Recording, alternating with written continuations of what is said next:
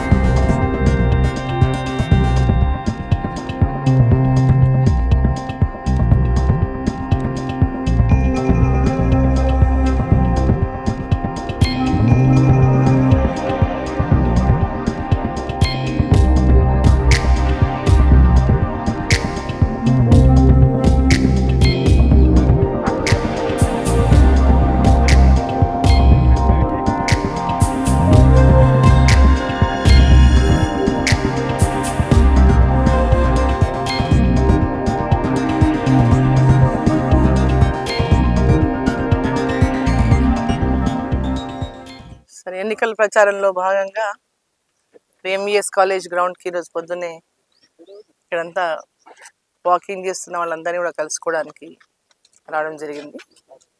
So వాళ్ళందరితో కూడా ఒక్కొక్కరితో కలవడం జరిగింది. వాళ్ళందరూ కూడా చాలా పాజిటివ్గా తప్పకుండా గెలిపిస్తాం, ఈసారి మోదీ గారే ఉండాలి, మీరే ఉండాలి అనేటటువంటిది ప్రతి ఒక్కరి నుంచి కూడా మంచి స్పందన ఉంది.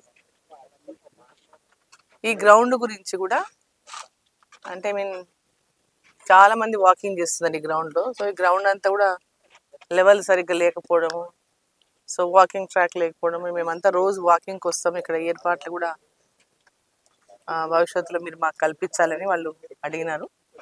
తప్పకుండా ఎంఈఎస్ ఈ గ్రౌండ్ ఏదైతే ఉందో ఈ వాకర్స్ కోసం అందరికి కూడా దీన్ని అభివృద్ధి కోసం నా సహకారం తప్పకుండా అందిస్తాను. అదేవిధంగా ఈ ఎంఈఎస్ కాలేజ్ గురించి కూడా నేను చెప్పాలి. ఎంఈఎస్ కాలేజ్ డిగ్రీ కాలేజ్ ఏదైతే ఉందో మా మామ డికే సత్యారెడ్డి గారు ఈ కాలేజీని ఆనాడు ప్రారంభించినారు. ఈ కాలేజీని ఇక్కడ డిగ్రీ కాలేజ్ ఇక్కడ ఏర్పాటు చేసినారు.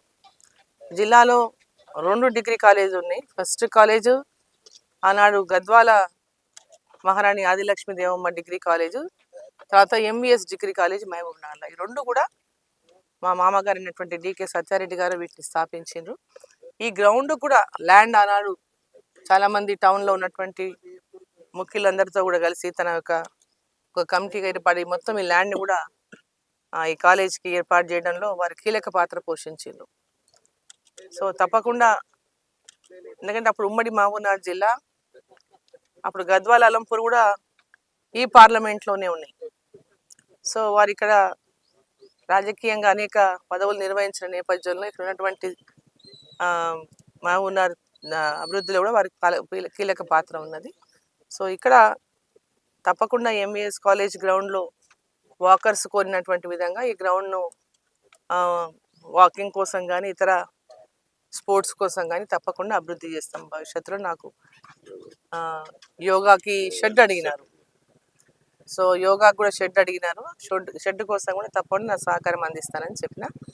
సో అందరు కూడా చాలా మంచి స్పందన ఉంది. ఎవరిని మాట్లాడినా, ఎవరిని కదిలించినా, ఎవరిని అడిగినా కూడా తప్పకుండా ఈరోజు రాబోయేటటువంటి ఓటు ఏదైతే ఉందో పార్లమెంట్కి వేసేటటువంటి ఓటు ఖచ్చితంగా నరేంద్ర మోదీ గారు ప్రధానమంత్రి కావాలి, ఇక్కడ అభివృద్ధి చెందాలంటే మీరు గెలవాలి, తప్పకుండా మీకు మద్దతు ఇస్తాం, తప్పకుండా మీరు గెలుస్తారనేటటువంటిది ప్రతి ఒక్కరి నోటి నుంచి వస్తున్నటువంటి మాట.